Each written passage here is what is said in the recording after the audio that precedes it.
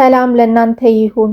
በዓለም ዙሪያ ለምትኖሩ ለሰው ልጆች ሁሉ ዛሬ የማቀርበው የሉቃስ ወንጌል ምዕራፍ 11 ከቁጥር 1 እስከ 28 ድረስ ያለውን ነው።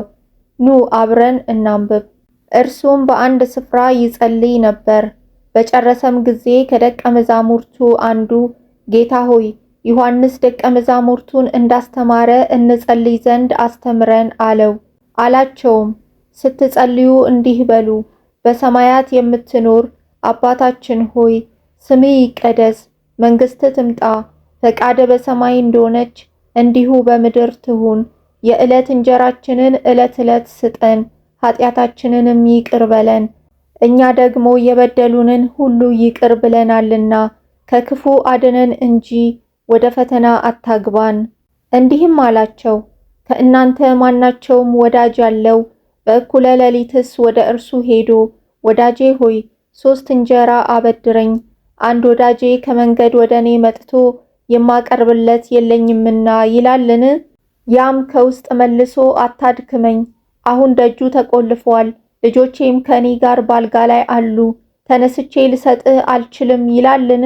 እላችኋለሁ ወዳጅ ስለሆነ ተነስቶ ባይሰጠው እንኳ ስለ ንዝነዛው ተነስቶ የሚፈልገውን ሁሉ ይሰጠዋል። እኔም እላችኋለሁ ለምኑ ይሰጣችሁማል፣ ፈልጉ ታገኙማላችሁ፣ መዝጊያን አንኳኩ ይከፈትላችሁማል። የሚለምን ሁሉ ይቀበላልና የሚፈልግም ያገኛል፣ መዝጊያውንም ለሚያንኳኳው ይከፈትለታል። አባት ከሆናችሁ ከእናንተ ከማናችሁም ልጁ እንጀራ ቢለምነው እርሱም ድንጋይ ይሰጠዋልን? ዓሣ ደግሞ ቢለምነው በዓሣ ፋንታ እባብ ይሰጠዋልን? ወይስ እንቁላል ቢለምነው ጊንጥ ይሰጠዋልን?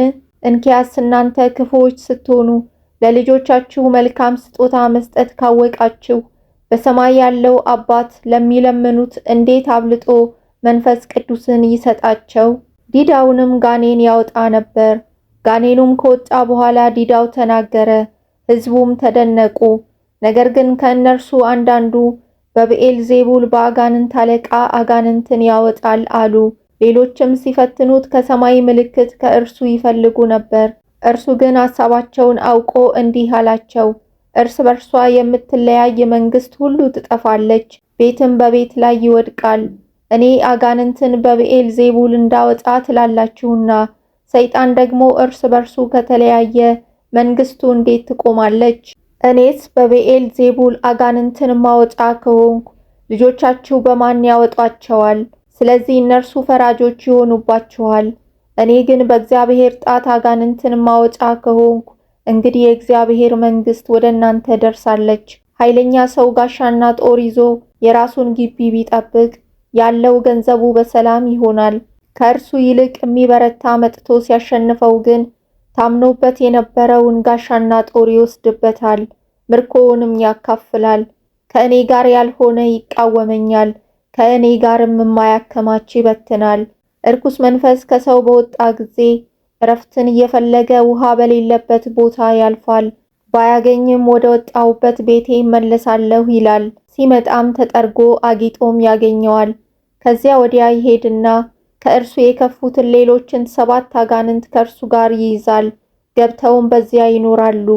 ለዚያም ሰው ከፊተኛው ይልቅ የኋለኛው ይብስበታል። ይህንም ሲናገር ከሕዝቡ አንዲት ሴት ድምጿን ከፍ አድርጋ የተሸከመች ማኅፀንና የጠባሃቸው ጡቶች ብፁዓን ናቸው አለችው።